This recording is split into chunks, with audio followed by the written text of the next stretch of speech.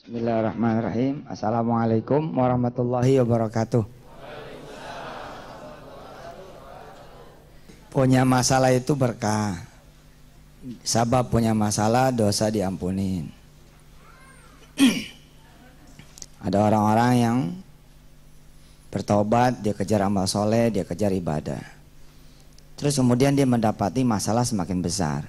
Sesungguhnya itu tanda-tanda doanya dikabul, ibadahnya diterima. Kan pengen cepat lunas kan? Kalau pengen cepat lunas, terima resikonya. Betul. Terima resikonya itu kayak ada energi dikedepanin oleh Allah Subhanahu wa taala. Ada segala akibat yang tidak ditunda, langsung dihajar gitu.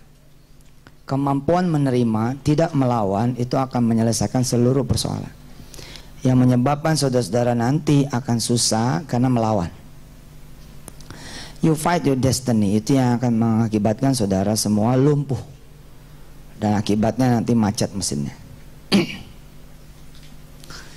Jadi perjalanan punya masalah itu harus dinikmati. Dan salah satu yang membuat saya menjadi tahan banting adalah saya membanting seluruh beban hutang saya menjadi konversi dosa. Itu yang membuat saya mengatakan kepada Allah, ahlan wa sahlan, seluruh akibatnya ahlan wa sahlan, saya terima ya Rabb. Karena itu pula saya enteng menjalani hukuman, saya enteng diusir dari dalam tanda petik ya lingkungan saya, menjadi hina di mata keluarga saya terima. Seperti itu pula saudara-saudara harus menerima, pulang dari sini dan sebenarnya 10 menit saya ini udah selesai, nggak usah ada lagi seminar. Karena percuma saudara banyak ilmunya tapi tetap aja nggak ada ikhlasnya, tetap aja ngelawan. Tapi ini Ustadz, selama Anda masih ngomong tapi ini Ustadz, Anda nggak bakalan bisa selesai. Saya ngegadain rumah punya mertua, ya sudah, itu resiko Anda dipecat dari mantu. Terus masalahnya apa?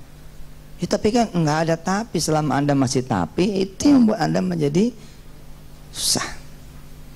Ngadep sama mertua, lalu bilang sama dia secara gentle, saya sudah berbuat salah dan saya terima segala resikonya. Ngomong sembarangan, terima resiko, saya yang terima resiko, hilang rumah segala macam. Itu mau ngapain? Mau nonjok mertua? Kan pasti saudara diam dong. Ya terima, terus mau suruh cerai, ya cerai aja, susah amat. Lah memang gitu. Anda ngadep keluarga, Anda lalu diusir dari keluarga, ya nggak apa-apa, bismillah aja keluar. Jadiin aja itu adalah puncak segala ampunan dari Allah Subhanahu wa taala. 6 bulan, 1 tahun, 2 tahun, ngumpul lagi. Ngumpul lagi. Umroh bareng, tawaf di Baitullah, cerita-cerita habis selesai tawaf. Maafin ya mantu, mau punya salah. Apa-apa. Mudah-mudahan kamu jadi orang benar, insyaallah. Sebelah kiri tetap istri kita, di pangkuan tetap anak kita. Saya baru memahami ketika ibu saya bilang, jangan ngutang lagi, adepin. Jangan ngutang lagi, adepin. Jangan lari, adepin. Saya baru paham tuh. Nanti saya malu, udah malu mau diapain? Lu mau ngomong apa juga udah malu, nama lu udah jelek. Ya selesai saja sudah. Tapi kalau giro ini nggak ketutup, ya emang nggak ketutup, mau diapain? Istilah orang jalanan mah pasang badan beres, selesai. Karena segala nanti amalan tuh jadi sia-sia tuh kalau nggak ada nerimanya. Aduh nanti saya begini, malah jelek tauhidnya. Masa depan kok dibayangin.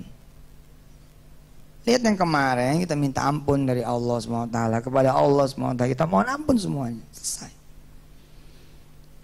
Tapi yang jadi masalah Ustaz, bukan semuanya udah masalah buat ente kalau ngomongnya begitu. Saya sih ridho, itu namanya nggak ridho. Kalau saya sih ridho, rumah saya hilang, cuman yang jadi masalah ada rumah orang-orang lain, udah gak usah dipikirin.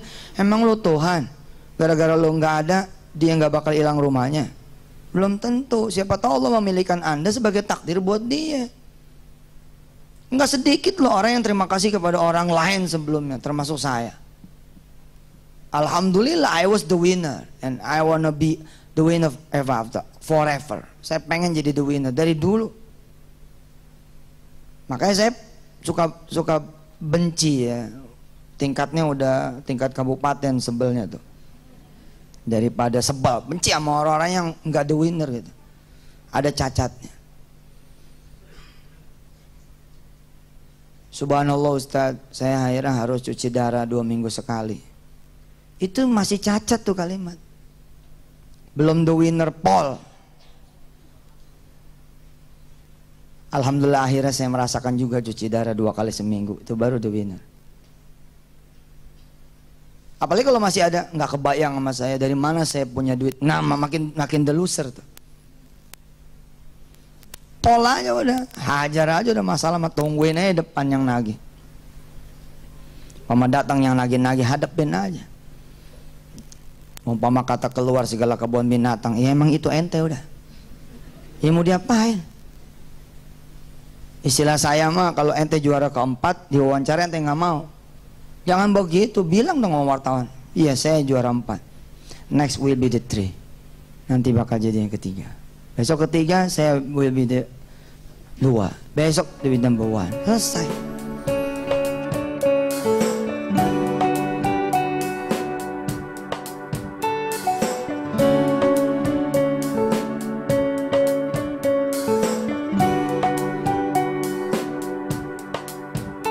Hari ini, menit ini, detik ini, you are ya you are. Anda ya Anda. Jangan usah dilawan, mau diapain lawan. Kamu harus keluar dari kontrakan kamu kalau siang ini nggak bayar. Terus mau ngapain nanti? Mau minjam? Itu yang membuat bibit. Jadi mulai utang baru. Nggak kelar juga utang lama. Siapa sih yang bisa mengusir Anda dari kontrakan Anda? Allah. Kalau itu terjadi, kenapa lu diusir? Mikirnya begitu. Karena begitu saya ngebanting ke dosa terus aja. Utang pertama yang dibebankan oleh Allah kepada saya dari seseorang, pertama dalam sejarah hidup saya, di gerbang pintu rumah dia saya bilang, Rabbana zalamna anfusana wa illam taghfir lana tarhamna lakunanna minal khasirin. Saya tahu apa yang sedang saya lakukan dan yang sudah saya lakukan, dan saya tahu sepertinya saya sedang menerima segala akibat yang pernah saya lakukan. Rabb, bila utang 30 juta ini masih kurang untuk menutup seluruh dosa-dosa saya, kasih lagi ya Rabb, saya ridho. Dan beneran dikasih lagi, nggak nyangka kalau Tuhan merespon. Beneran gue bilang, kan gitu basa-basi kan begitu ya. Terima. Orang suka bilang kenapa ya? Oh utang saya malah tambah gede. Ya itulah tanda-tanda Allah akan mengabulkan. Anda kan minta dikabulin. Dipercepatlah masa pengembalian, dipercepatlah masa pembayaran, tahanin. Habis itu selesai. Habis itu selesai. Tapi ya udahlah, oh, masih ada tapi itu. Udah, jalanin aja udah. Jalanin aja.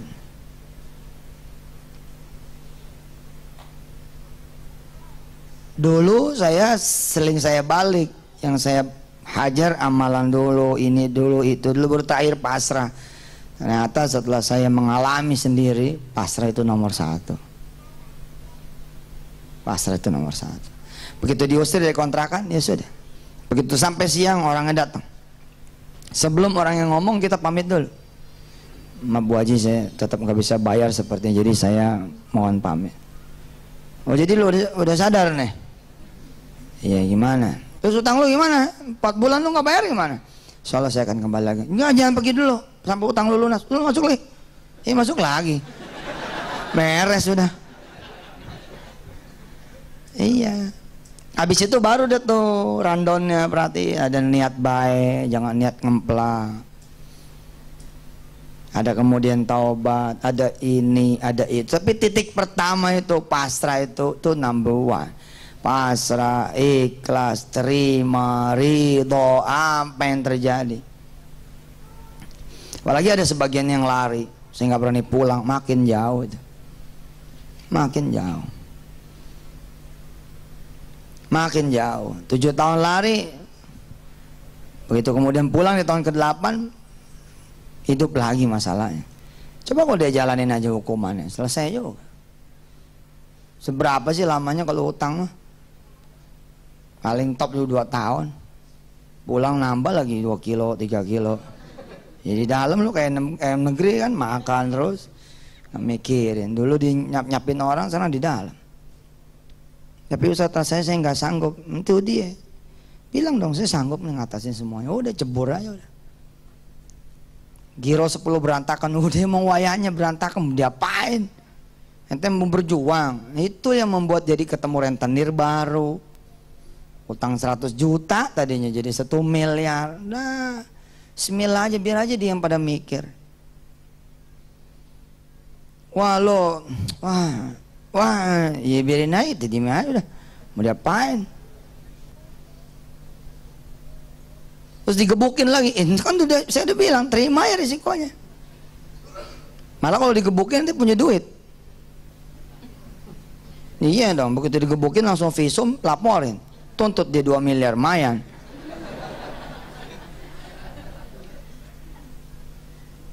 Itu dulu, baru nanti ada rundown berikutnya, termasuk mendoakan yang Anda punya utang, sholatin buat dia, salawatin buat dia dan seterusnya.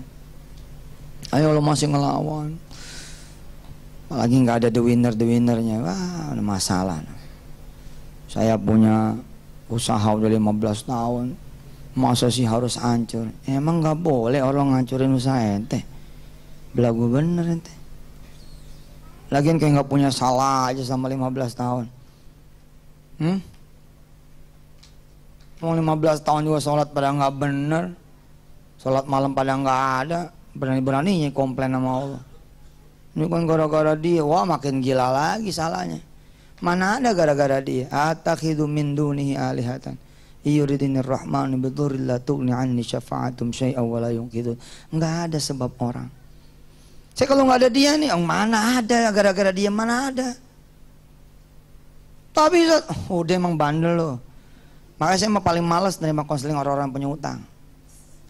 Ini benar. Jawaban buat dia adalah pulang, lu hadepin. Pulang. Saya usir nih. Macam-macam nih. Sebab ngomong macam-macam juga 2-3 jam, ujung-ujungnya saya harus apa? 2-3 jam ini, ujung-ujungnya apa? Terus saya mesti apa? Gila kan? 2-3 jam tuh. Kenapa? Yang ada di otaknya solusi, selalu solusi. Udah pasrah. Orang yang punya penyakit kanker, pasrah. Matinya cepet lah. Nyaman, enak, tenang, selesai. Set, udah. Kon, di sana ada paradise. Udah jannah di sana, udah heaven. Tapi kalau ngelawan, itu yang makin sulit.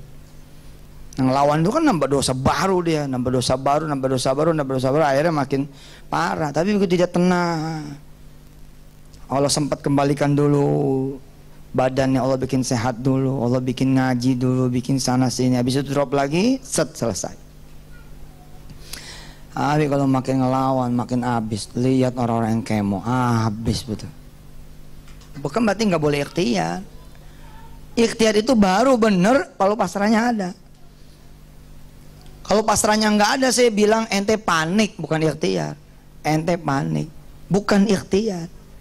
Apalagi kalau sudah, nanti kalau nggak dapat bahaya nih. Itu jadi Tuhan kan ikhtiarnya kan? Nggak ada itu. Cuman urusannya cuman ente sama Allah ya udah selesai.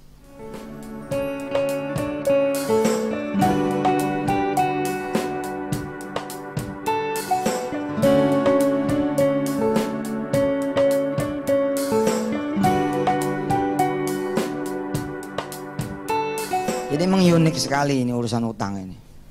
10.000 ahli kelas, 10.000 ayat kursi nggak ngaruh.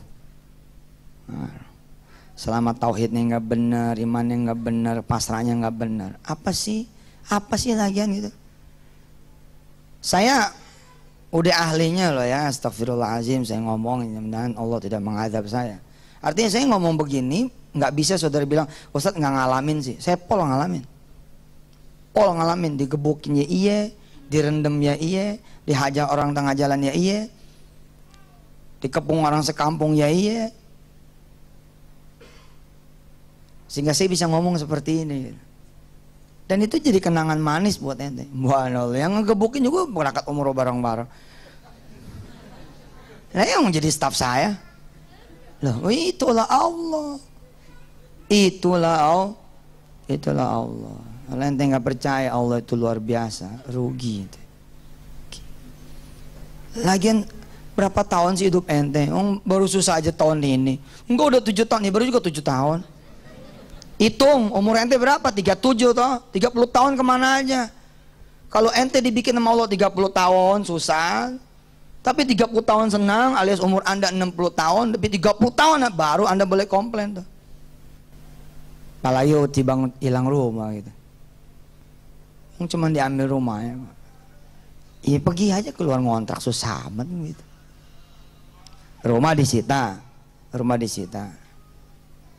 Ya terus masalahnya apa buat anda? Tapi itu rumah dari kecil saya lahir. Cengeng.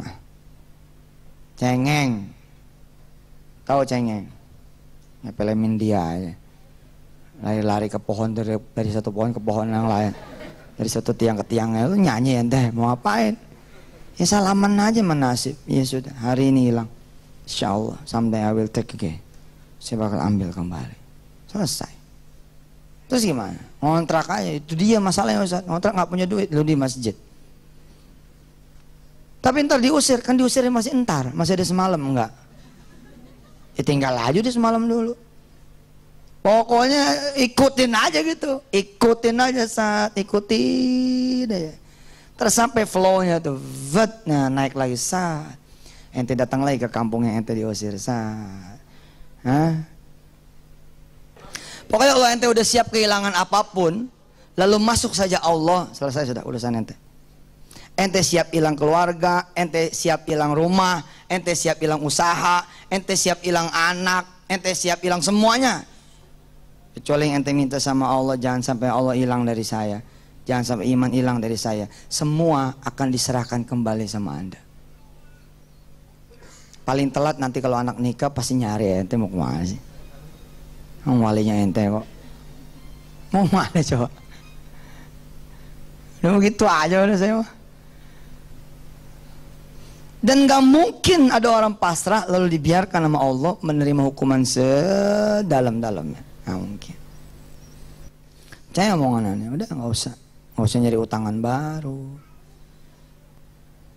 Gak usah berusaha juga untuk keluar dari kesulitan dan sehingga ente jadi biasa aja lah. Masih ada beras gitu ya, bikin aja nasi, masih ada kecap, goreng nasi goreng. Nikmatin aja dulu sebelum detik-detik datang itu kolektor-kolektor gitu. Nikmatin malam terakhir rumah anda, kira-kira begitu. Nikmatin malam terakhir rumah tangga anda, itu aja. Lihat omongan saya, besok pagi belum tentu.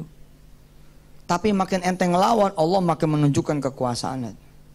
Allah makin mengambil yang tadi. Itu cerita yang tadi itu bukan omong kosong. Oh jadi lu udah tahu lu punya masalahnya apa? Tahu. Terus gimana utang lu 4 bulan lu nggak bayar? Terus gua mau nyari kemana? Iya ntar saya kemari lagi. Nok aja ntar gua susah nyari lu lagi. Ya udah lu masuk dulu lah. Lu pikirin tuh gimana cara lu bayar utang kontrakan lah. Assalamualaikum, waalaikumsalam. Suruh balik. Padahal kemarin apa? Kalau lu nggak bayar besok gua keluarin lu. Tapi enggak juga tuh akhirnya. Saya datang ngadep sama seorang yang saya punya utang. Waduh, itu namanya diomelin 3 jam. Tapi hati ini udah kayak Bilal. Ahad. Allah.